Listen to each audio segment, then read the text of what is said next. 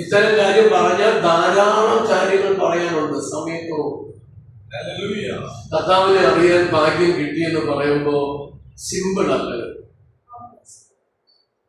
ഞാൻ ബിസിനസ്സിലൊക്കെ ഇരിക്കുന്ന സമയത്ത് വൈകിട്ട് എറണാകുളം പോകുന്ന റൂട്ടിൽ നാരായണം എന്ന് പറയുന്ന സ്ഥലത്ത് ഒരു ഹോട്ടലും വൈകിട്ട് പലചരക്കടയും നടത്തിക്കൊണ്ടിരിക്കുന്ന സമയം രാവിലെ ഞാൻ ഒരു 5 മണിക്ക് എഴുന്നേറ്റ് ഹോട്ടലിലേക്ക് പോകും. ഉച്ച കഴിയുമ്പോഴത്തേക്ക് പൊതുപ്രവർത്തന കാര്യങ്ങൾക്കൊക്കെ ആയിട്ട് പോകും. രാത്രി ഇച്ചിരി വൈകിയാണ് മിക്കവാറും വീട്ടിൽ വരുന്നത്. 10 മണി 11 മണിക്കൊക്കെ വരും. എന്നിട്ട് രാവിലെ എഴുന്നേറ്റ് വീണ്ടും പോകും. ഇതാണ് എൻ്റെ അനുദിന ജീവിതം. ഒരു ദിവസം രാവിലെ ഞാൻ എഴുന്നേറ്റ് 5 മണി കഴിഞ്ഞ് എഴുന്നേറ്റ് ഹോട്ടലിലേക്ക് പോയി. 6 മണിക്ക് മുമ്പ് ഹോട്ടലിലെത്തി. 10 മിനിറ്റ് കഴിഞ്ഞപ്പോ വീട്ടിൽ നിന്ന് എന്റെ വൈഫ് വിളിച്ചു. 6 മണിയാകുന്ന വിളിച്ചിട്ട് പറഞ്ഞു, അച്ഛന്റെ പെങ്ങൾ അപ്പച്ചി എന്നാണ് വിളിക്കുന്നത്, മരിച്ചു, പെട്ടെന്ന് വരണം. ഞാൻ വരുമ്പോ ഉറക്കത്തിലാണ്. എന്റെ ഭാര്യ എഴുന്നേറ്റ് കടുകാപ്പി ഉണ്ടാക്കിക്കൊണ്ട് കൊടുക്കുമ്പോ വിളിക്കുമ്പോ അറിഞ്ഞു എഴുന്നേറ്റില്ല, മരിച്ചു. പരിശോധിച്ചപ്പോ സൈലന്റ് അല്ല. ഹിന്ദുക്കളുടെ ആചാരപ്രകാരം സംസ്കാരം നടത്തി വീണ്ടും ഞങ്ങൾ മുന്നോട്ട് ജീവിക്കാൻ തുടങ്ങി. ഫെബ്രുവരി മാസം 94 ഫെബ്രുവരി മാസം 5-ാം തീയതിയാണ് അപ്പച്ചിയുടെ മരണം. കുറച്ച് ദിവസം കൂടി മുമ്പോട്ട് പോയി. ഫെബ്രുവരി മാസം 28-ാം തീയതി അപ്പച്ചിയുടെ മരണം കഴിഞ്ഞ് 23-ാമത്തെ ദിവസം ഞാൻ വീട്ടിൽ ഉറക്കത്തിൽ എഴുന്നേറ്റ് വന്നില്ല. അതിനു മുമ്പ് ഒരു 5 മണി കഴിഞ്ഞ സമയത്ത് ഹോട്ടലിൽ നിന്ന് 2 പേര് കാറിൽ എൻ്റെ വീട്ടിലെത്തിയിട്ട് വിളിച്ചുണർത്തിയിട്ട് പറഞ്ഞു, എൻ്റെ ഹോട്ടലിലുള്ള എൻ്റെ അനുജൻ അനിൽകുമാർ, അന്ന് അവൻ 24 വയസ്സ് പ്രായമുണ്ട്. ഞാൻ പോരുന്ന സമയത്ത് കാര്യങ്ങൾ നോക്കി നടത്തുന്നവനാണ്. 6-7 ജോലിക്കാരുണ്ട്. അത് കൂടാതെ അവന് കാര്യങ്ങളൊക്കെ ഡീൽ ചെയ്യുന്നത്.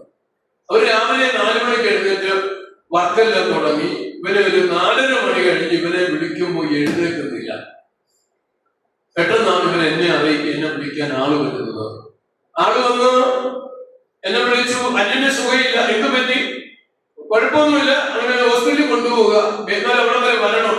ഞാൻ അവരുടെ കൂടെ വണ്ടിയിൽ കയറി. എന്റെ കുടുംബ വീട്ടിലുള്ള നേരെയുള്ള അനുജനെയും കൂടി വിളിച്ച് ഞങ്ങൾ ഒരുമിച്ച് വണ്ടിയിൽ കയറി എറണാകുളത്തേക്ക് പോകുന്ന റൂട്ടിലാണ്. വൈകിട്ട് നാനാട് അവിടെ വണ്ടി കൊണ്ട് നിർത്തി. ഞാൻ ഇറങ്ങുമ്പോൾ 100-ലധികം ആളുകൾ എന്റെ ഹോട്ടലിന്റെ മുമ്പിൽ തടിച്ചുകൂടി നിൽക്കുന്നുണ്ട്. എന്താ സംഭവിച്ചെന്നറിയാതെ എനിക്കൊരു വിറയിൽ തോന്നി. ഇപ്പൊ 2 പേർ എന്നെ പിടിച്ചുകൊണ്ടാണ് ഹോട്ടലിന്റെ അകത്തേക്ക് കൊണ്ടുപോകുന്നത്. ഞാൻ ഹോട്ടലിന്റെ അകത്തേക്ക് ചെന്ന് റൂമിനകത്ത് കിടക്കുന്ന ഒരു ടേബിളിലേക്ക് ചെന്ന് നോക്കിയപ്പോഴാണ് എന്റെ 24 വയസ്സുള്ള എന്നേക്കാൾ ആരോഗ്യവാനായ എന്റെ സഹോദരൻ ടേബിളിൽ മരിച്ച് കമ്പ് കിടക്കുകയാണ്. നിലവിളിക്കാൻ വാ തുറക്കുന്നതിന് മുമ്പ് എന്റെ ശബ്ദം ഇടറി തല ചുറ്റുന്നത് പോലെ തോന്നി. എന്റെ വീട്ടിൽ അലമുറയിട്ട് നിലവിളികൾ ഉയർന്നു. 5 മക്കളിൽ 3-ാമത്തവനാണ് മരിച്ചത്. മെഡിക്കൽ കോളേജിൽ പോസ്റ്റ്മോർട്ടം ചെയ്തു. സൈലന്റ് അറ്റാക്കാണ് മരിച്ചത്. 2 മരണം 94 23 ദിവസത്തിലാണ്. ഞാനാണ് ഭയങ്കര ഭക്തനാണ്. രാവിലെ വൈകിട്ടമ്പലത്തിൽ പോകും. എല്ലാ 1-ാം തീയതി ഗുരുവായൂർ പോകും. 34 വയസ്സിന് മുമ്പ് 16 വർഷം ശബരിമലയ്ക്ക് പോയ ആളാണ്. കള്ളു കുടിക്കുന്ന ആളല്ല, ബീഡി സിഗരറ്റ് ഉപയോഗിക്കുന്നില്ല, ബന്ധുക്കാരനല്ലല്ലോ. അന്നത്തെ കാലത്തെ ഭക്തിയിൽ ജീവിക്കുന്ന കാലം. 2 മരണം ഞങ്ങളുടെ വീട്ടിൽ ആകപ്പാടെ ബുദ്ധിമുട്ടിലായി. രാത്രി ഉറങ്ങാൻ പറ്റുമോ?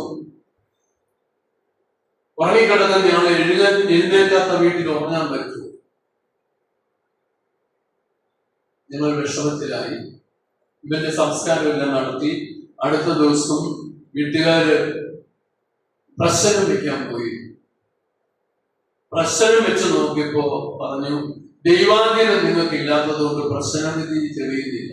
നമ്മുടെ ഭാഷയിൽ പറഞ്ഞാൽ ദൈവം സംസാരിക്കുന്നില്ലെന്നാണ് അവർ പറഞ്ഞത്. അതിനെന്ത് ചെയ്യണം? അവർ ചോദ്യം പറഞ്ഞു, ഗണപതി ഹോമം കഴിക്കണം. ഹിന്ദുക്കളുടെ ആചാരപ്രകാരം വിഘ്നങ്ങൾ മാറ്റുന്ന വിഘ്നേശ്വരനാണ് ഗണപതി എന്ന് അവരെ ചിന്ത. ഏറ്റവും വലിയ കുഴപ്പക്കാരനാണ് ഈ പുള്ളി എന്ന് അവർക്ക് അറിയത്തില്ല. എനിക്ക് മനസ്സിലായത് ഇപ്പോഴാണ്. അത് നിൽക്കട്ടെ. അപ്പൊ ഗണപതി ഹോമം കഴിക്കണമെന്ന് പറഞ്ഞു. ഒരു ഓടി വന്നിട്ട് എന്നോട് പറഞ്ഞു, ബാബു ഗണപതി ഹോമം കഴിക്കണം. പെട്ടെന്ന് ഞാൻ പിറ്റേ ദിവസം ക്ഷേത്രത്തിലോട്ട് പോവുകയാണ്. പൂജാരിയോട് പറഞ്ഞു, ഞങ്ങളുടെ വീട്ടിൽ ഇച്ചിരി ബുദ്ധിമുട്ടിലാണ്, അതുകൊണ്ട് പെട്ടെന്ന് ഗണപതി ഹോമം കഴിക്കണം. പൂജാരി പറഞ്ഞു, ബാബുവിന് അറിയത്തില്ലയോ, മരണം നടന്ന കുലമോചനം ഉള്ളതുകൊണ്ട് കുലമോചനം കഴിയാതെ 16 ദിവസം കഴിഞ്ഞ് കർമ്മങ്ങൾ തീരാതെ ദൈവത്തിന് പ്രസാദമുള്ള ഒന്നും ചെയ്യാൻ നിങ്ങൾക്ക് കഴിയത്തില്ല. എന്നുവെച്ചാൽ ദൈവം നിങ്ങളുമായിട്ട് ഇപ്പൊ ഒരു ഗ്യാപ്പിലാണ്, അകലമുണ്ട്, അടുക്കാൻ പറ്റിയത്. എതുകൊണ്ടോ ഏറ്റവും വലിയ സങ്കീർണാവസ്ഥയിലായി ദൈവത്തെ വിളിച്ചിരുന്ന ഞങ്ങള് ദൈവത്തിന്റെ അടുക്കലോട് ചെന്നപ്പോൾ പറയുന്ന കാര്യമാണ്, 16 ദിവസത്തേക്ക് അടുക്കരുത്, 16 ദിവസം കഴിഞ്ഞിട്ട് വാ, ചിന്തിക്കാന്ന് പറഞ്ഞാല്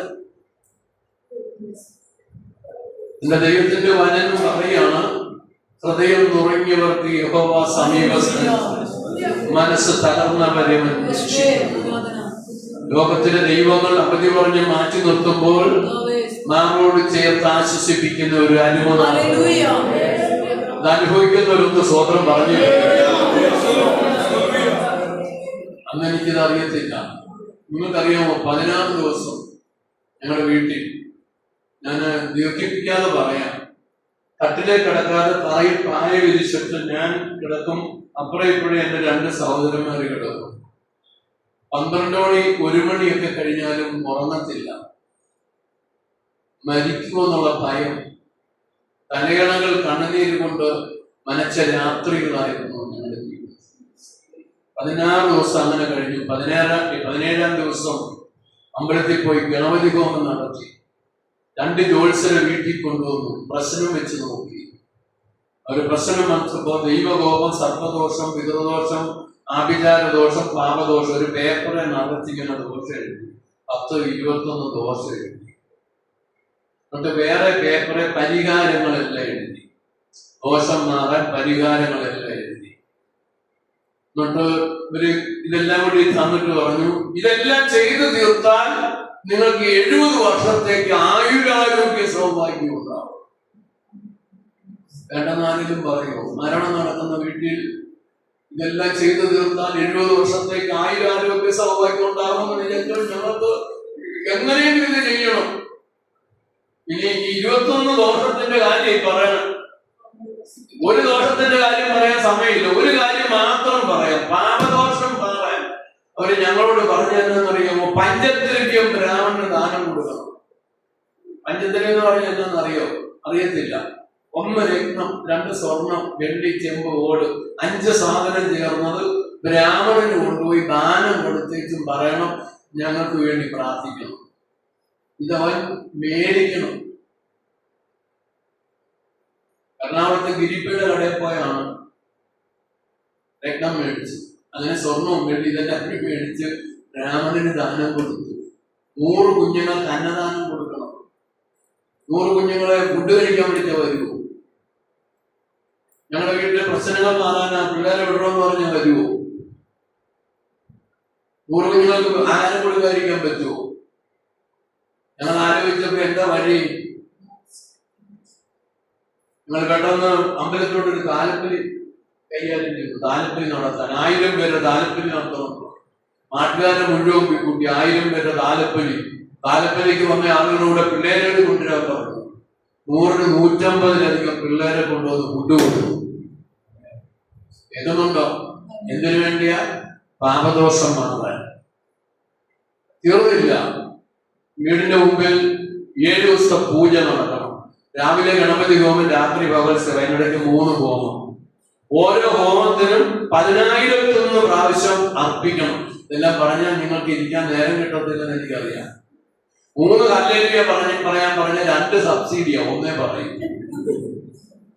പക്ഷെ 10,001 പറഞ്ഞാൽ 10,001 അർപ്പിക്കുന്ന പൂജ ഞങ്ങളുടെ വീട്ടിൽ 7 ദിവസം നടന്നു.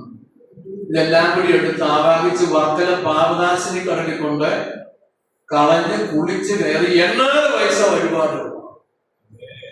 ഇത്രയും കാര്യം ചെയ്യുമ്പോഴാ പാപദോഷമാണ്. ഈ പൂജ ചെയ്യാൻ അന്ന് എനിക്ക് 40,000 രൂപ എന്റെ കയ്യിൽ ചെലവുണ്ട്, വീട്ടിൽ വേറെ ചെലവുകളുണ്ട്. ഇത്രയും പൈസ ചെലവ് ചെയ്തു, ദോഷമെല്ലാം മാറി, പാപമെല്ലാം മാറി. 70 വർഷത്തേക്ക് ആയുരാരോഗ്യ സൗഭാഗ്യമായി എന്ന് പറഞ്ഞ് ജീവിക്കാൻ ഞങ്ങൾ തുടങ്ങി. ഫെബ്രുവരിയിൽ 2 മരണം, മാർച്ചിൽ പൂജകളെല്ലാം നടത്തി. ദോഷമൊക്കെ മാറി ദൈവം ഞങ്ങളെ അനുഗ്രഹിച്ചെന്ന് പറഞ്ഞ് ജീവിക്കാൻ തുടങ്ങി. ഏപ്രിൽ മാസം 24-ാം തീയതി 7 കൊല്ലം 70 വർഷമാണെന്ന് പറഞ്ഞത്. 70 വർഷം പോയില്ല, 7 വർഷം പോയില്ല, 7 മാസം പോയില്ല. ഫെബ്രുവരി 2 മരണം, മാർച്ചിൽ പൂജ, ഏപ്രിൽ മാസം 24-ാം. എന്റെ വൈഫ് 2ാമത്തെ കുഞ്ഞിന് പ്രഗ്നന്റ് ആയിട്ടിരിക്കുന്ന സമയം. ഞാൻ കടയിലായിരുന്നു. പെട്ടെന്ന് വൈഫിന്റെ അമ്മ എന്നെ വിളിച്ചിട്ട് പറഞ്ഞു, എനിക്ക് ചെറിയൊരു വേദന, ഹോസ്പിറ്റലിൽ കൊണ്ടുപോകണം, വണ്ടിയായിട്ട് പോവാം. ഞാൻ വേഗം വണ്ടിയായിട്ട് വന്നു. വീട്ടിൽ വന്നു. പെട്ടെന്ന് തന്നെ കാര്യങ്ങളെല്ലാം ക്രമീകരിച്ചു. അമ്മയുടെ ചേച്ചി നേഴ്സാണ് വൈക്കം ഹോസ്പിറ്റലിൽ. വിളിച്ചു പറഞ്ഞു, കൊണ്ടുപോയൊരു കുഴപ്പമില്ല, ഞാനുണ്ടെന്ന് പറഞ്ഞു. അങ്ങനെ നേരത്തെ കാര്യങ്ങൾ ചെയ്യാൻ ആളുണ്ടായിരുന്നു. അവിടെ കൊണ്ടുവന്നു, പരിശോധിച്ചു, കുഴപ്പമൊന്നുമില്ല. അഡ്മിറ്റ് ചെയ്യാൻ പറഞ്ഞു. അഡ്മിറ്റ് ചെയ്തു. ഒരു 4 മണി 4:30 മണിയായപ്പോൾ ചായയെല്ലാം ഞാൻ വാങ്ങിച്ചു കൊടുത്തു. ആശുപത്രിയിലെ ആവശ്യത്തിന് ചില അത്യാവശ്യ കാര്യങ്ങൾ കൊണ്ടുവന്ന് വാങ്ങിച്ചു കൊടുത്തു. സന്ധ്യ കഴിഞ്ഞു. 7 മണിയോട് അടുക്കുന്ന സമയം വീണ്ടും ഒരു ചെറിയ വേദന തോന്നി. ഡോക്ടറെ വിളിച്ചു. വന്ന് പരിശോധിച്ച് സ്ട്രെച്ചറിൽ തിയേറ്ററിലോട്ട് കൊണ്ടുപോയി. ഏപ്രിൽ മാസമാണ്, നല്ല ചൂടിന്റെ ടൈമാണ്, മാർച്ച് ഏപ്രിൽ. പെട്ടെന്നൊരു കാറ്റും ചാറ്റം വരെയൊക്കെ വന്നു. കറണ്ട് നഷ്ടപ്പെട്ടു. ഹോസ്പിറ്റലിൽ മുന്നേറിയിട്ടില്ല. ഒരു 8 മണി കഴിഞ്ഞ സമയത്ത് വെല്ലിച്ച് പറഞ്ഞു, ഓപ്പറേഷൻ വേണ്ടി വരും, ഒരു ഒപ്പിട്ട് കൊടുക്കണം, മരുന്ന് വാങ്ങി കൊടുക്കണം. അതെല്ലാം ചെയ്തു. 9 മണിയോട് അടുക്കുന്ന സമയത്ത് വീണ്ടും വിളിച്ച് പറഞ്ഞു, ആൺകുഞ്ഞാണ്, വേണ്ടതുപോലെ ചലനമില്ല, ഡോക്ടർമാർ വിളിച്ചിട്ടുണ്ട്, നോക്കട്ടെ എന്ന് പറയുന്നു. ഞങ്ങളെല്ലാം അസ്വസ്ഥരായി. വീണ്ടും സമയം കുറച്ചുകൂടി മുമ്പോട്ട് പോയി. 9:30 10 ആകുന്നതിന് മുമ്പാണ്. വിളിച്ച് വന്നിട്ട് പറഞ്ഞു, മോനെ, ബ്ലീഡിങ് നിൽക്കുന്നില്ല, ഓപ്പറേഷൻ വേണം, വീണ്ടും ഒരു ഓപ്പറേഷൻ ചെയ്യണം. ഇവിടെ കറണ്ട് ഇല്ല, ജനറേറ്റർ വർക്ക് ചെയ്യുന്നില്ല. മേഴ്സി ഹോസ്പിറ്റലിൽ വിളിച്ച് പറഞ്ഞിട്ടുണ്ട്, പെട്ടെന്നൊരു ആംബുലൻസ് കൊണ്ടുപോകാം, വേഗത്തിൽ കൊണ്ടുപോകണം. എൻ്റെ ഉള്ള കഴിവും ബലവും മുഴുവൻ ചെയ്തു. ഞാൻ പെട്ടെന്ന് ഓടി വെളിയിൽ ചെന്നപ്പോൾ ആംബുലൻസ് ഇല്ല. ഒരു വണ്ടിക്ക് വേണ്ടി വെളിയിലോട്ട് ചെന്നിട്ട് ഈ മഴ പെയ്തപ്പോൾ ടാക്സി സ്റ്റാൻഡിൽ പോയൊരു വണ്ടിയില്ല. ബേക്കറിയുടെ മുമ്പിൽ തളർന്ന് വീഴുന്ന പോലെ ആയപ്പോൾ ആ ബേക്കറിക്കാരനെ ഓടി വന്ന് എന്നെ പിടിച്ചിരുത്തി സോഡ എനിക്ക് തന്നു, കാര്യം ചോദിച്ചു. അവരാണ് പെട്ടെന്ന് വണ്ടി വലിച്ച് എന്റെ വൈഫിനെ അവര് ഹോസ്പിറ്റലിലോട്ട് കൊണ്ടുപോയി. അടുത്ത വണ്ടിയിൽ അവർ എന്നെ കൂടി കയറ്റി ഹോസ്പിറ്റലിലോട്ട് പോവുക. ഞാൻ ക്ഷീണിച്ച് അവശനായി വണ്ടിയിൽ കയറി മേഴ്സി ഹോസ്പിറ്റൽ വൈകിട്ടെന്ന് ഒരു 8 കിലോമീറ്റർ കാണും. അവിടെ ചെന്നു. ഞാൻ വണ്ടിയിൽ ഇറങ്ങി തിയേറ്റർ ലക്ഷ്യമാക്കി ചെല്ലുമ്പോൾ ആളുകൾ കൂടി നിൽക്കുന്നു.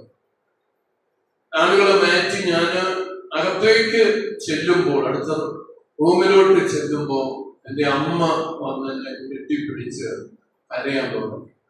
അമ്മയുടെ പിടി വെച്ച് ഞാൻ മുറിയുടെ അകത്തേക്ക് ചെല്ലുമ്പോൾ വൈഫിന്റെ അമ്മ, പാലായിൽ അമ്മയെന്ന് വിളിക്കും, ഞാൻ നിലത്ത് വീണ് കിടന്ന് കരയുകയാണ്. ഞാൻ ആ മുറിക്കകത്തേക്ക് കയറി ചെന്ന് നോക്കുമ്പോൾ സ്ട്രെച്ചറിൽ ആരെയോ തല മൂടി പുതപ്പ് കൊണ്ട് മൂടി കിടത്തിയിട്ടുണ്ട്. പുതപ്പിന്റെ വെളിയിലേക്ക് കിടക്കുന്ന കാല് കണ്ടപ്പോൾ മനസ്സിലായി, എന്റെ പ്രിയപ്പെട്ടവരെ എനിക്ക് നഷ്ടപ്പെട്ടു. എന്നെ കേൾക്കുന്ന പ്രിയമുള്ളവരെ, 2 മരണം കഴിഞ്ഞ് ഞങ്ങൾ അന്ന് വിളിച്ച ദൈവങ്ങളെ പ്രീതിപ്പെടുത്താൻ സകലതും ചെലവ് ചെയ്ത് എല്ലാം ചെയ്തെങ്കിലും 70 വർഷമോ 7 വർഷമോ 7 മാസമോ പോലും മുന്നോട്ട് പോകാൻ അനുവദിച്ചില്ല. എന്റെ പ്രിയപ്പെട്ടവർ എനിക്ക് നഷ്ടപ്പെട്ടു. എനിക്ക് ജനിച്ച കുഞ്ഞും ലോകത്തിന്റെ വെളിച്ചമാണ് അവരെ മാറ്റുന്നത്. ഒന്നിനു പുറകെ ഒന്നായി 4 മരണം എന്റെ വീട്ടിൽ. മുറിക്കകത്ത് നിൽക്കുമ്പോൾ അഗ്നിപർവ്വതം പൊട്ടുന്നത് പോലെ തലയ്ക്കകത്ത് വേദന തൂക്കി. ജീവിക്കാനുള്ള എല്ലാ ആഗ്രഹവും തീർന്നു.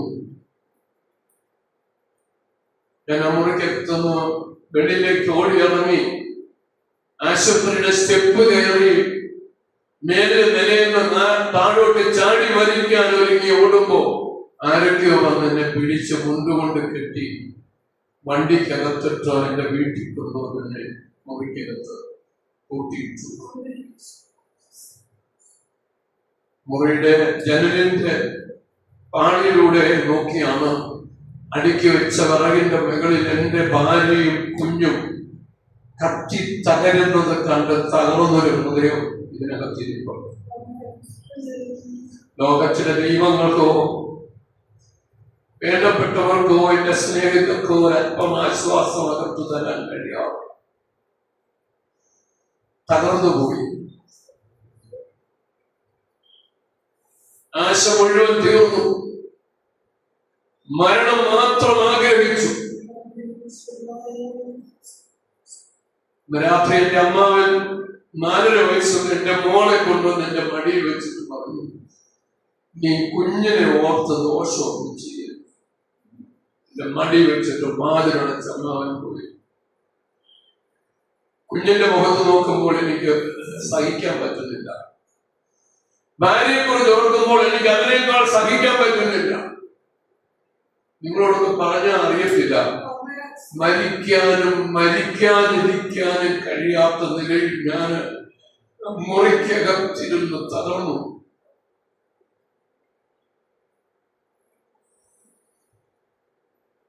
രാത്രി 12 മണി 1 മണി കഴിഞ്ഞപ്പോൾ എന്റെ മനസ്സിലൊരു തീരുമാനം എടുത്തു. ഞാൻ ഇങ്ങനെ മുന്നോട്ട് പോയ ഭ്രാന്ത് പിടിക്കും. മാന്യമായി ജീവിച്ച വൈക്കത്ത് ഭ്രാന്തനാകുന്നതിന് മുമ്പ് മരിക്കാം. മേശയ്ക്കകത്തുനിന്ന് ബ്ലേഡ് എടുത്ത് ഞരമ്പ് കുറിച്ച് മരിക്കാൻ തീരുമാനിച്ച് കുഞ്ഞിനെ ഞാൻ ഉറക്കി കട്ടിലിൽ കിടത്തി. ബ്ലേഡ് എടുക്കാൻ വേണ്ടി ഞാൻ ഇറങ്ങാൻ ഒരുങ്ങുമ്പോൾ മേശപ്പുറത്ത് ഒരു ബൈബിൾ ഇരിപ്പുണ്ട്. അല്പം പുറകോട്ട് ഇറക്കി പറഞ്ഞാൽ എന്റെ ഭാര്യ ബൈബിൾ വായിക്കുമായിരുന്നു. 2 മരണം കഴിഞ്ഞ് കർമ്മങ്ങൾ പൂജകൾ ചെയ്യാൻ മെച്ചപ്പെടുന്ന സമയത്ത് എന്റെ ഭാര്യ ഒരു ദിവസം രാത്രി ഞെട്ടി എഴുന്നേറ്റ് എന്നെ വിളിച്ചിട്ട് പറഞ്ഞു, ദൈവം എന്നോട് ഇടപെടുന്നു, ദൈവം എന്നോട് സംസാരിച്ചു, കർത്താവിനെ വിളിച്ചപേക്ഷിച്ചാൽ രക്ഷിക്കും. ഞാൻ പറഞ്ഞു, 2 മരണം നടന്ന വീടായതുകൊണ്ട് നിനക്കെന്തോ തോന്നലുണ്ടായതാ, ഉറങ്ങാൻ നോക്ക്. ഞാൻ അവളെ ഉറക്കാൻ നോക്കി. അടുത്ത ദിവസവും ദൈവം എന്റെ ഭാര്യയോട് ഇടപെട്ടു. അവൾ എഴുന്നേറ്റ് എന്നോട് പറഞ്ഞു, എനിക്ക് മനസ്സിലായില്ല. 3ാമതും ദൈവം ഇടപെട്ടു, പക്ഷെ എനിക്ക് മനസ്സിലായില്ല. ഞാൻ അവളെ ശാന്തമാക്കാൻ നോക്കി.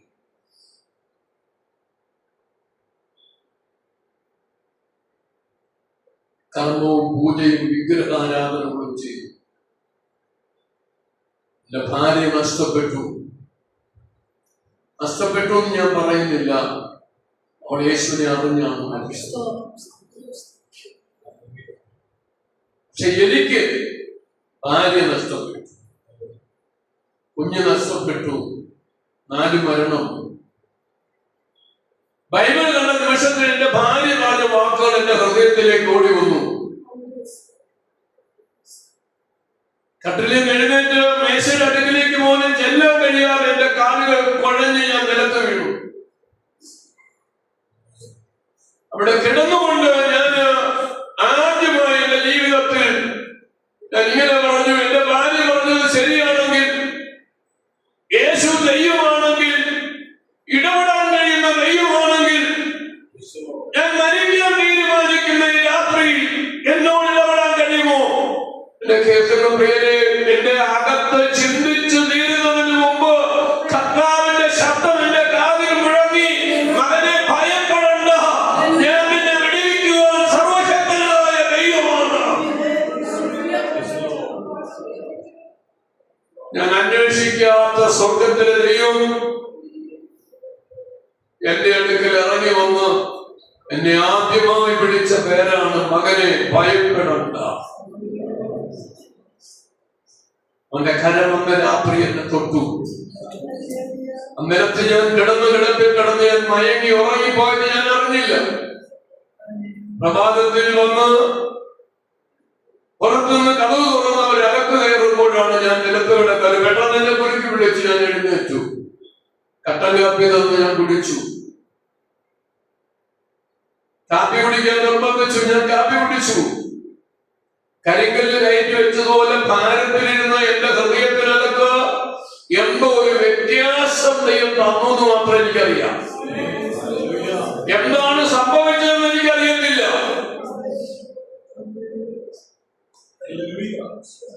പക്ഷെ എന്റെ അകത്തുണ്ടായിരുന്ന ഭാരം മാറി.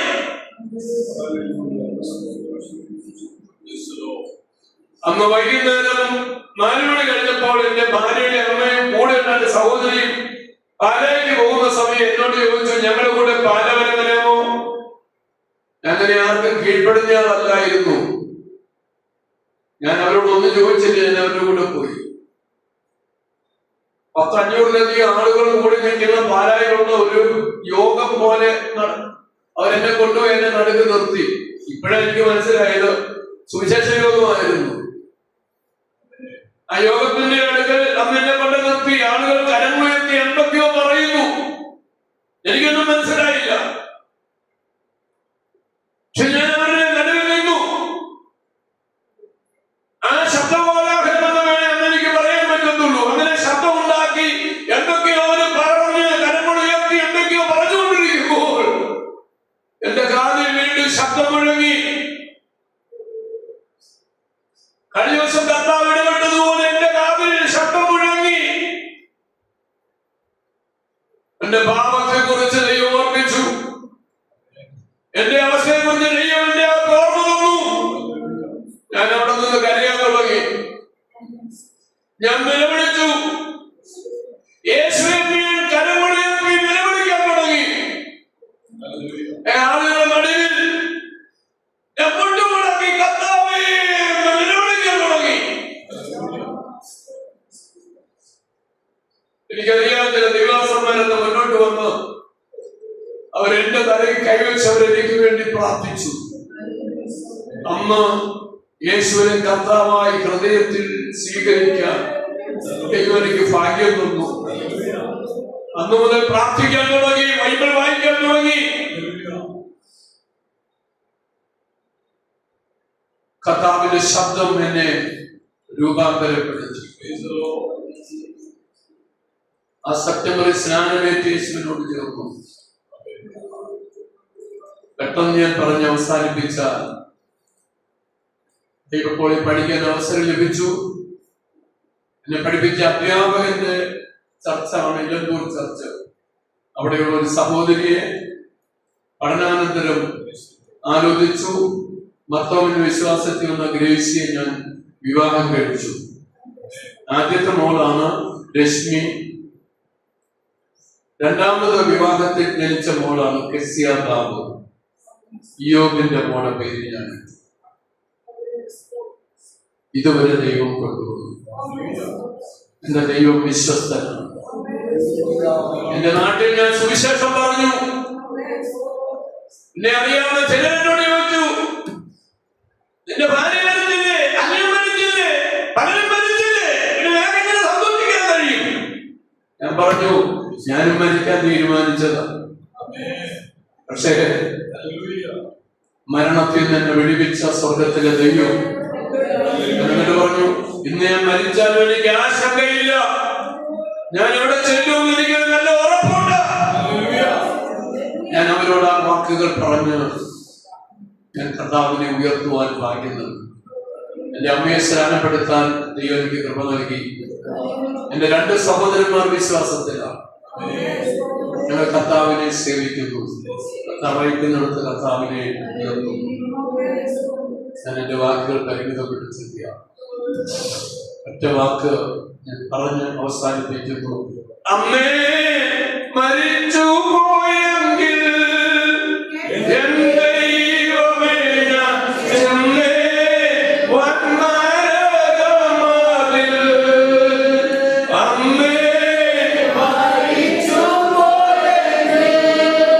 Yeah.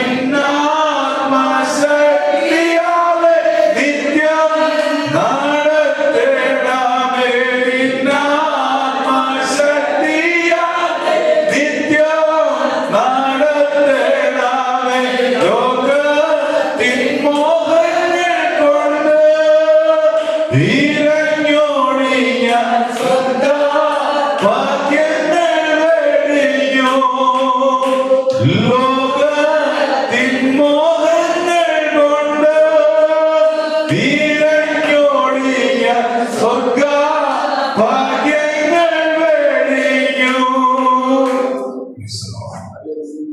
വളരെ അനുഗ്രഹീതമായ ദൈവവചനം ദാസന്റെ സാക്ഷ്യവും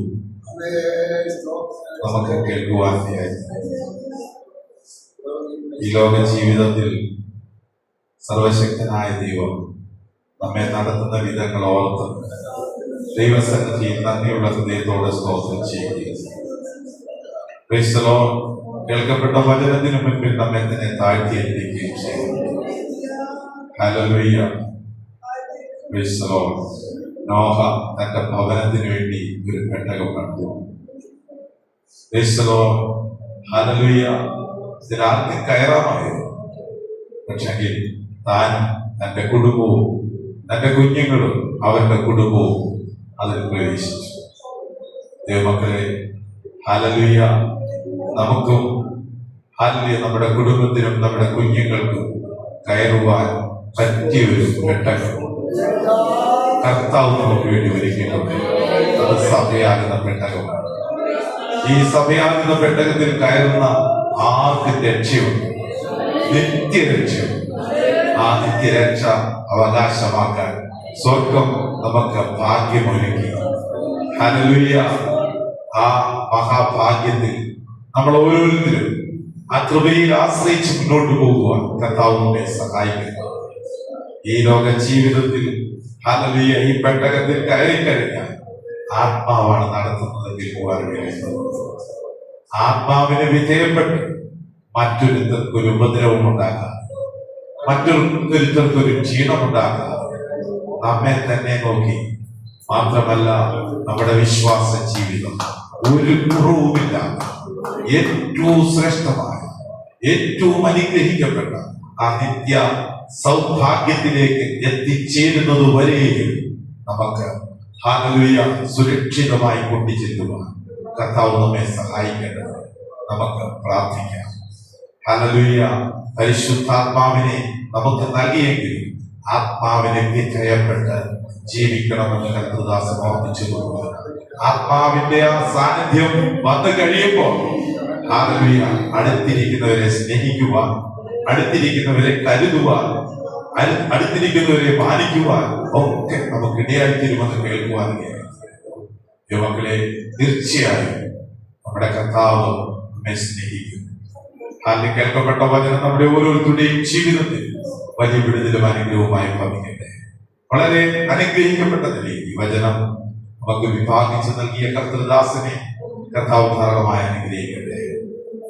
നമ്മുടെ മധ്യത്തിൽ നമ്മുടെ ക്ഷണം സ്വീകരിച്ച് കടന്നു വരുവാൻ കർത്തൃദാസനെ കർത്താവിനെയാക്കി. ഹല്ലേലൂയ. ഇന്ന് ഐശ്വര്യമായി